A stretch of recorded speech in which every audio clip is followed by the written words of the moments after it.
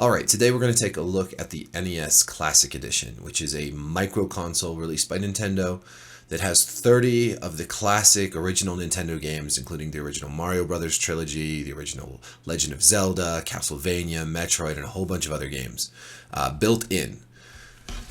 This is the console. As you can see, it's really small. Does not open up here. You do not have little disc cartridges that you put in here and blow out and all that stuff. The games that come on it are the only games you're going to get. It has the little power and reset button, and you use these to turn it on and then to navigate outside of games.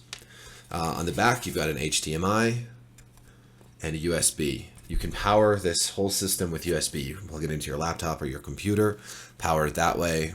Very, very handy. You could bring this with you in your laptop bag and play on the go, which is really cool. So that's all great. It runs great, looks great, loads quickly. As simple as it all is, its simplicity works for it.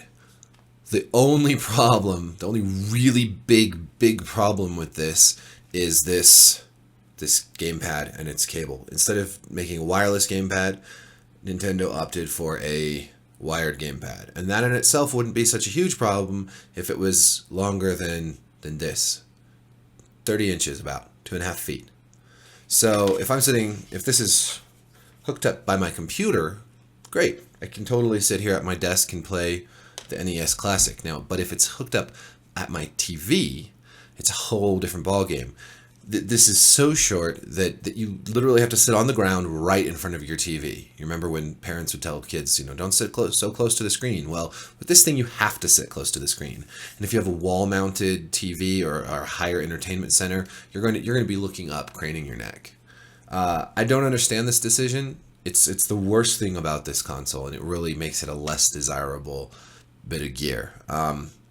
Wireless would have been better, but longer cables would have been fine too.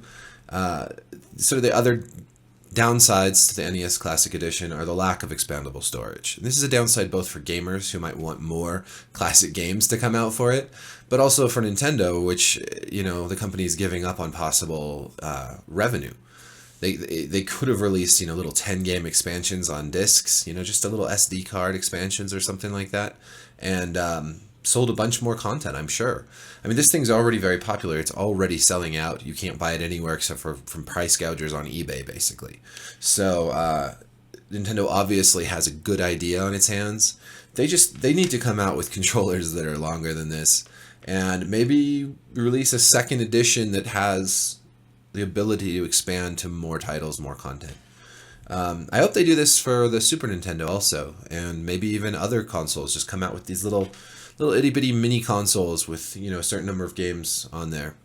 Get gamers involved. Have them vote for what games they'd like to see on these. That would be cool too. But that's it. You can also read my review. It's a good system. I mean, if you can find one, I think it's totally worth $60. It's just plan on playing it either very close to your TV or hooked up to your computer and your computer monitor, because that's probably the ideal way to play. All right. Thanks for watching.